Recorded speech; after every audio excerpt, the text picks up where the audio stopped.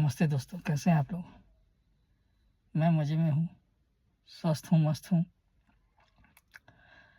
चलिए, मैं कल 282 के बारे में बताया कि कैसे कैसे मिला। उसमें आके सैदपुर अंचल अंतर्गत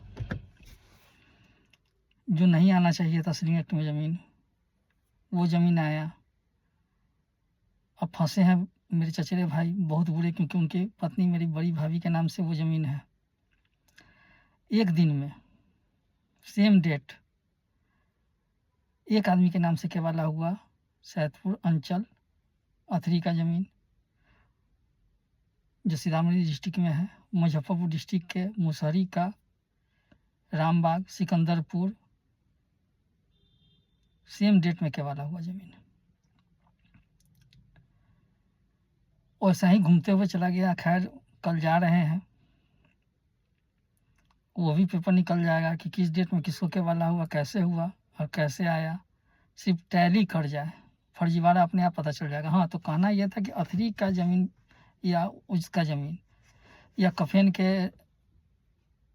चौधरी के राम जानकी करके खाता 22-23, कफन गोवर्धन के 19 जो देवोत्तर संपत्ति की है, वो नहीं रहता, वो माइनस रहता तो सीलिंग एक्ट के एक यूनिट में भी नहीं आ सकते थे, क्योंकि पुनर्वाड़ा का ज़मीन 40 एकड़ था, जिसमें से मेरी माता जी ने अपने भाई, छोटे भाई को 10 से 12 एकड़ ज़मीन रजिस्ट्री कर चुकी थी, जो 40 एकड़ का रकबा था। तो वो होता 28 एकड़ और मुसहरी के राघोपुर का 6 एकड़। 34-35 या 36 एकड़ एक यूनिट के दरमियान में नहीं आता, सीलिंग एक्ट नहीं चलता। उस वक्त उन्होंने शो नहीं किया ज़मीन।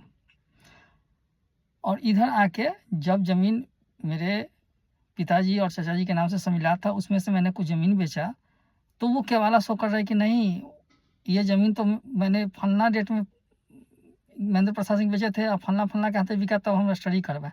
अरे ऐसा थोड़ी होता है। कोई भी इंसान कोई संपत्ति खरीदता है, बेचता है, तो उसका 2 केवलदार, 3 केवलदार, 4 केवलदार होता है। चलिए एक भाई 3 केवला 4 केवला हुआ, तीनों आदमी केवलदार, चारों केवलदार पूरा इंटायर संपत्ति खरीदेगा, फिर घूम फिर के आपकी पत्नी के नाम से चलाएगा। ऐसा नहीं हो सकता है। डेट नहीं मालूम था, दैदियात के भी आँख में धूल झोंके कि यहाँ के ज़मीन के बदला दूसरी जगह ज़मीन मिल चुका है इनको, लेकिन दिए कहीं नहीं। अब कल से मेन मुद्दा पर आएंगे। जो मेन मुद्दा है कफन चौधरी, अंचल बोचहा, जिला मुजफ्फरपुर, राज्य बिहार। तब तक के लिए नमस्कार। कल से सबका राज्य खुलना चालू होगा। धन्यवाद।